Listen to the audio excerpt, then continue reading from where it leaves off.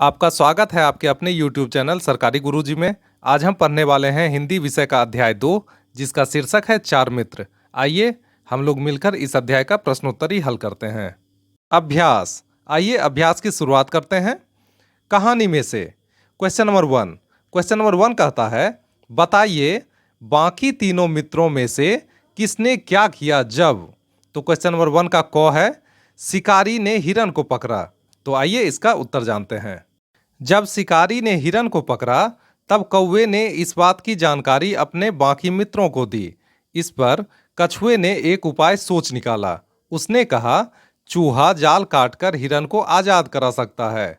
चूहा कौवे की पीठ पर बैठकर हिरन के पास जा पहुंचा और जाल काटकर हिरन को आजाद कर दिया। इसी बीच कछुआ भी वहां आ पहुंचा। क्वेश्चन नंबर 1 का ख, शिकारी ने कछुए को पकड़ा। तो आइए इसका उत्तर जानते हैं। जब शिकारी ने कछुए को पकड़ा तब हिरन शिकारी के रास्ते में जाकर लेट गया और कौवा उसके माथे पर बैठकर चोंच मारने लगा। इससे शिकारी ने हिरन को मरा हुआ समझ लिया और कछुए को छोड़कर हिरन को पकड़ने दौड़ा। उसी समय चूहा फुर्ती से आया और घास के फंदे को काटकर कछुए को आजाद कर दिया। आइए अगले प्रश्न को देखें। Question number 2। आइए क्वेश्चन नंबर 2 देखते हैं। शिकारी क्या काम करता है। तो आइए इसका उत्तर जानते हैं। शिकारी जंगल में जाकर पशु पक्षियों को पकड़ता है, फिर उन्हें बेचकर पैसे कमाता है। आइए अगले प्रश्न को देखें। Question number 3। अपने मित्र को देखकर जाल में फंसे हिरन की आंखों में आंसू क्यों आ गए। आइए इसका उत्तर जानते हैं। अपने मित्र को देखकर हिरन की आंखों में आंसू आ गए क्योंकि विपत्ति के समय उसका मित्र कौवा उसकी मदद करने की कोशिश कर रहा था। हिरन अपने सच्चे मित्र को अपने पास पाकर द्रवित हो उठा। यहाँ पे विपत्ति का अर्थ है कष्ट या पीड़ा। आइए अगले प्रश्न को देखें। कैसा दिन। आज तो दिन ही खराब है, शिकारी ने सोचा जब उसके हाथ कोई शिकार नहीं लगा। अब आप बताइए, आपके लिए स्कूल में अच्छा दिन कब होता है और कौन सा दिन बुरा होता है। तो आइए इसका उत्तर जानते हैं। जब मैं अपना गृह कार्य पूरा कर विद्यालय जाता हूँ तो वह दिन मेरे लिए अच्छा होता है, और अगर मैं किसी दिन अपना गृह कार्य पूरा किए बिना विद्यालय चला जाता हूँ तो वह दिन मेरे लिए बुरा होता है। अगर किसी दिन किसी कारणवश विद्यालय में खेल की घंटी स्थगित हो जाती है तो वह दिन भी मेरे लिए बुरा होता है। आइए अगले प्रश्न को देखें। क्या होता अगर। क्वेश्चन नंबर 1 कहता है, कौवे को हिरन दिखाई ना देता। तो आइए इसका उत्तर जानते हैं। अगर कौवे को हिरन दिखाई ना देता तो वह शिकारी के द्वारा पकड़ा जाता और तीनों मित्र अपने चौथे साथी को खो देते। Question number 2। चूहे से शिकारी का फंदा न कटता। तो आइए इसका उत्तर जानते हैं। अगर चूहे से शिकारी का फंदा न कटता तो कछुआ शिकारी के द्वारा पकड़ा जाता और तीनों मित्र अपने चौथे साथी को खो देते। कौवे की बात। कौवे ने हिरन को खोज निकालने और उसके जाल में फंसे होने की सारी कहानी अपने मित्रों से कह सुनाई।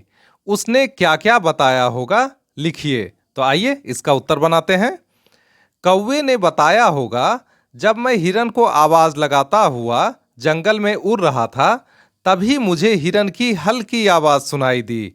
जब मैंने पास जाकर देखा तो हिरन जाल में फंसा हुआ था। मुझे देखकर उसकी आंखों में आंसू आ गए। आइए अगले प्रश्न को देखें।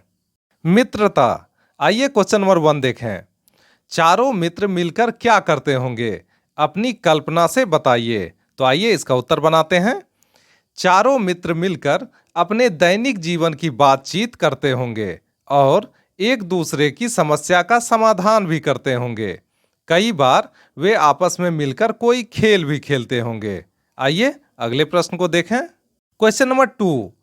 आपको अपने मित्रों की जरूरत कब कब पड़ती है। तो आइए इसका उत्तर जानते हैं। मुझे अपने दोस्तों की जरूरत पढ़ते समय और खेलते समय पड़ती है। कई बार किसी समस्या के समाधान के लिए भी मुझे अपने दोस्तों की जरूरत पड़ती है। आइए अगले प्रश्न को देखें। Question number 3। ऐसे कौन कौन से काम हैं जो आप अपने दोस्तों के साथ करना पसंद करते हैं? तो आइए इसका उत्तर जानते हैं। मुझे अपने दोस्तों के साथ खेलना और घूमना पसंद है। इनके अलावा भी और कई काम हैं जो आपको अपने दोस्तों के साथ करना पसंद होगा। उन्हें आप यहाँ पर लिख सकते हैं। आइए अगले प्रश्न को देखें। आपकी कहानी। मान लीजिए शिकारी दूसरी बार भी हिरन को पकड़ लेता, फिर कहानी आगे कैसे बढ़ती? अपने मन से कहानी लिखिए। तो आइए कहानी को आगे बढ़ाते हैं। अगर शिकारी दूसरी बार भी हिरन को पकड़ लेता तो कौवा अपने मित्र हिरन से धैर्य रखने को कहता। वह अपने मित्र हिरन से कहता, मित्र, मेरी बात ध्यानपूर्वक सुनो। तुम शिकारी की पीठ पर श्वास रोककर पड़े रहो और अपने शरीर को ढीला छोड़ दो, जिससे शिकारी को ऐसा लगे जैसे तुम्हारी मृत्यु हो गई है। शिकारी तुम्हारे रुके हुए श्वास और ढीले शरीर को देखकर तुम्हें मरा हुआ समझेगा और धरती पर रखेगा। तभी मैं तुम्हें आवाज लगाऊंगा और तुम तेजी से उठकर भाग जाना। इस प्रकार एक बार फिर हिरन शिकारी के हाथों से बच निकलता। आइए अगले प्रश्न को देखें। कुछ मजे के लिए, यह कहानी पंचतंत्र नाम की किताब से ली गई है। इस किताब में और भी कई मजेदार कहानियां हैं। इस किताब में से और कहानियां पढ़िए और कक्षा में सुनाइए। तो ये गतिविधि कक्षा कक्ष में आपको स्वयं ही अपने सहपाठियों के साथ करनी है। तो आइए अगले प्रश्न को देखें। सबसे ज्यादा, इस कहानी में कौन सबसे तेज है? तो सबसे तेज है हिरन। कौन सबसे बहादुर है? तो सबसे बहादुर है चूहा। कौन सबसे समझदार है? तो सबसे समझदार है कौवा। कौन सबसे लालची है? तो सबसे लालची है शिकारी। और कौन सबसे मूर्ख है? तो सबसे मूर्ख है शिकारी। और कौन सबसे मिलनसार है? तो सबसे मिलनसार है कछुआ। इसी के साथ इस अध्याय के प्रश्नोत्तरी को हमने हल कर लिया। मिलते हैं अगले वीडियो में नए अध्याय के साथ। तब तक के लिए स्वस्थ रहिए, मस्त रहिए। आपका बहुत बहुत धन्यवाद।